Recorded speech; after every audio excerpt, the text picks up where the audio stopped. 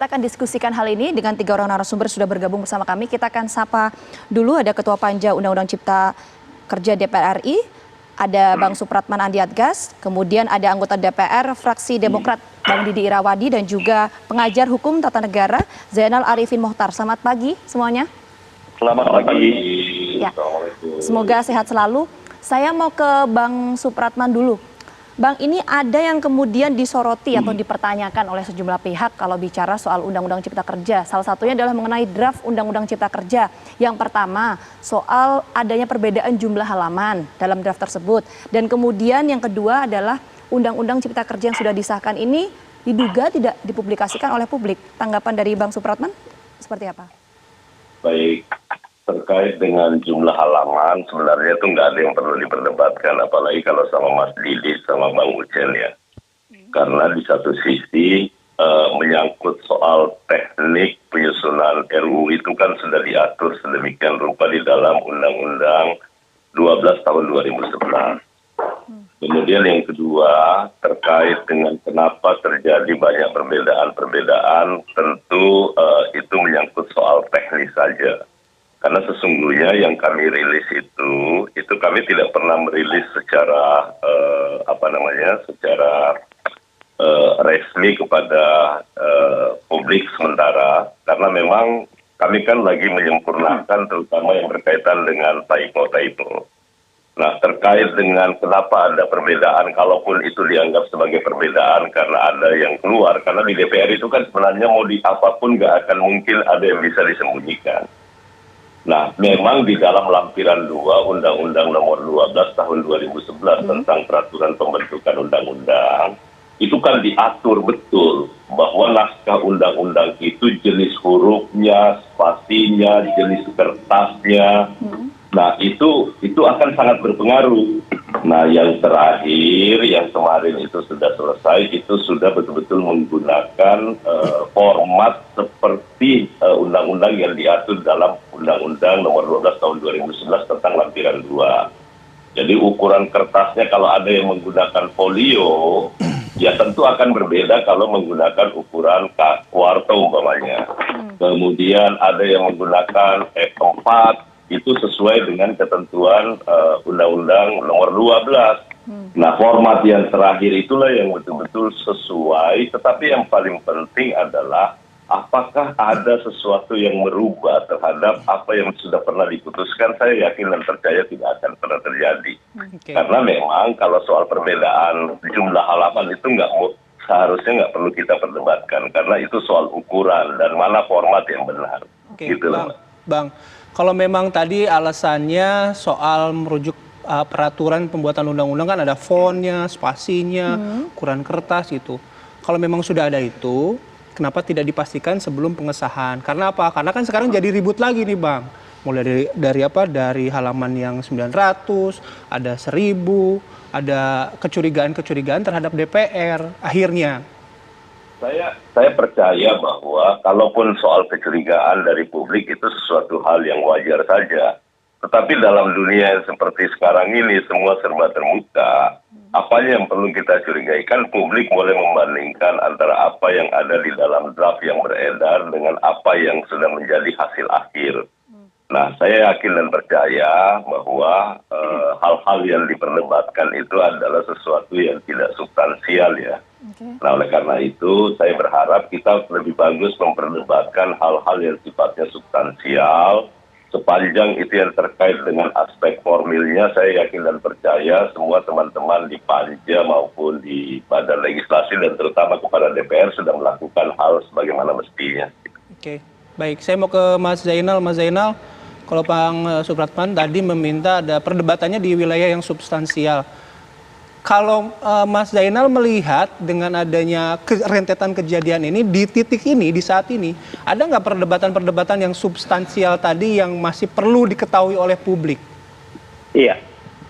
Baik, yang pertama saya berikan, ini mohon maaf ini agak panjang barangkali. Yang pertama saya harus berikan catatan bahwa Pak Andi Adgas dan teman-teman pemerintah kalau mau membangun yang namanya kepercayaan publik, itu pakai transparansi, akuntabilitas, dan lain-lain sebagainya. bukan memakai sesuatu yang mistifikasi gitu, bukan memakai sesuatu yang dibahasakan percayalah kami tidak akan melakukan itu.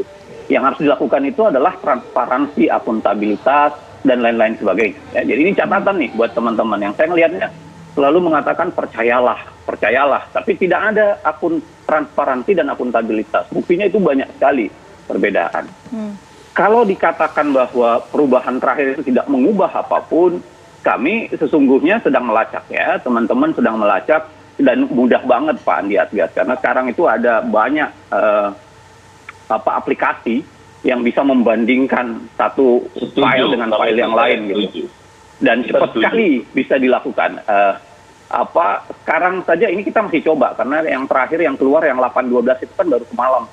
Dan tadi malam itu udah dicoba, ada berapa perubahan tuh. Salah satunya yang dari versi 1035 dengan 812, kalau dikatakan hanya mengubah-ubah format, ternyata enggak tuh. Ada penambahan, misalnya di halaman 7, ya. Tiba-tiba di situ, di draft lama tidak ada kata atau pemerintah daerah, di sini sudah ada atau pemerintah daerah gitu. Jadi jangan-jangan ini kena hasil kritik terhadap RUU itu yang terkesan terlalu sentralistik, maka tiba-tiba ditambahin tuh, ya, atau pemerintah daerah. Ya. Jadi yang begini-begini ini, saya ingin katakan bahwa itu tentu mengubah substansi, ya, karena kesepakatannya dulu jangan-jangan pemerintah pusat, tiba-tiba sekarang sudah ditambahkan pemerintah daerah, gitu.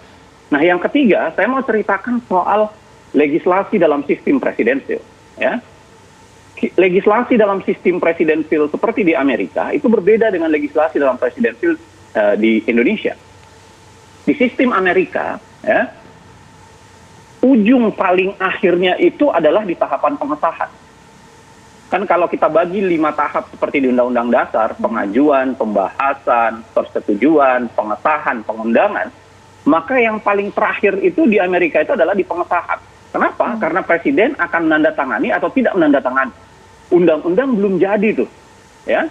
Karena tanda tangan presidenlah yang akan mewujudkan undang-undang itu bersalin lupa dari bill itu menjadi undang-undang. Nah, di Indonesia enggak. Di Indonesia itu tahapan paling menentukan itu adalah persetujuan.